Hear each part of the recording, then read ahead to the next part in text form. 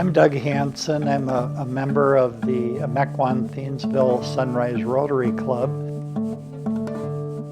I really became involved with this project and the planning of it after returning from Guatemala when my son was in the Peace Corps there. When you travel in many parts of the world, you're just kind of really moved by what we have here in this country and the poverty that other people live with every day.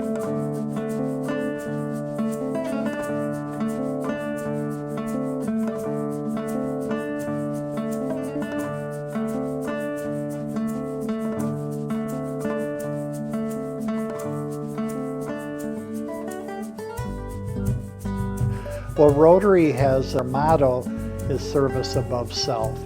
So every Rotarian is kind of called out, if you will, to look for opportunities in our local communities, but we kind of look for opportunities where there's a lack of healthcare services, contaminated water, problems with violence and war. And so we just took the idea or the concept to our board of directors, where if we could pull together enough volunteers, they would be part of sponsoring us to go to Guatemala. And so we put out an appeal to a number of Guatemalans who are Rotarians, and Enrique Gandara is the person that responded. He at that time was the district governor of Rotary, and he had a place in the community that he was very close to. They needed help. And 10 years later, we're heading this January with 41 volunteers that somehow our story got to them about what we do there. The people that go down there are a team made up of medical professionals and people like you and me.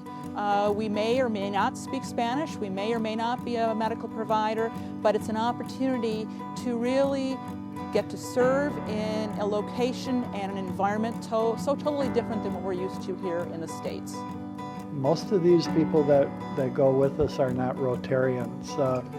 I'd say about a third of our 41 people will have connections with Rotary, but the others are people that were recruited and they're joining us this year.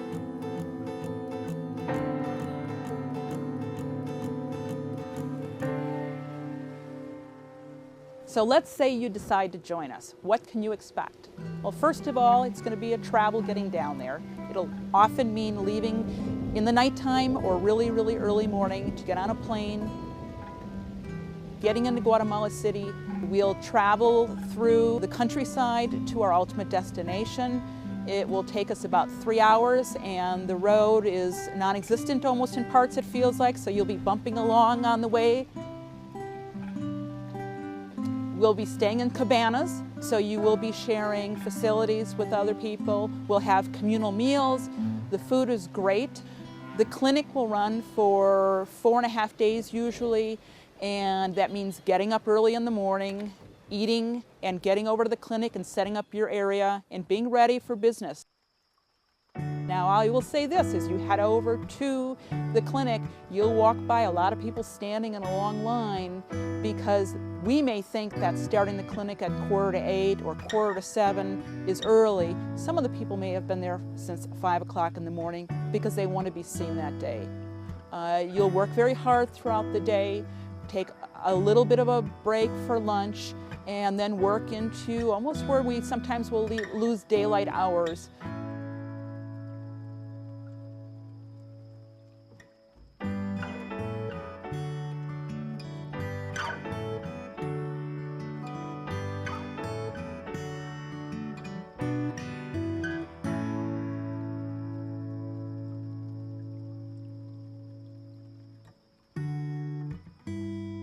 We get a chance to get to know each other more in the evenings, and there's some downtime.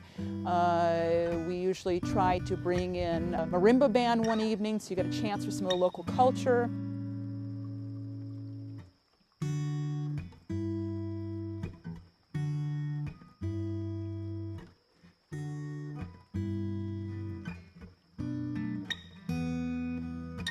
Before you know it, the week is over, And then you can choose if you want to come back to the States directly, or there's usually a group that will extend it to go to the colonial city of Antigua.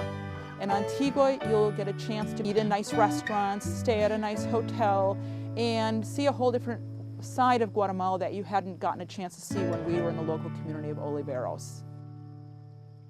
And the challenge to every Rotary Club is to either do an international service project themselves or to participate with other clubs that are doing that. So this is an ideal opportunity to support us. In fact, there's 58 Rotary clubs in our southeastern Wisconsin district.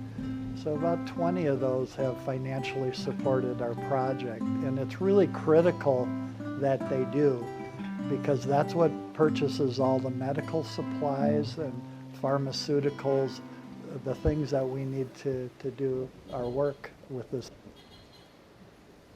I think it's important to realize or to know more about our mission, but I think what is heartwarming to me is the other projects that have started because of us going down to this area.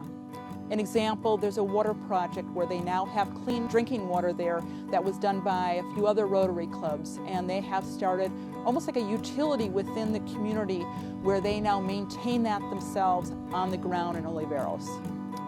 Another project that was started by some Rotarians in Madison, Wisconsin include a scholarship fund for the youth in the community.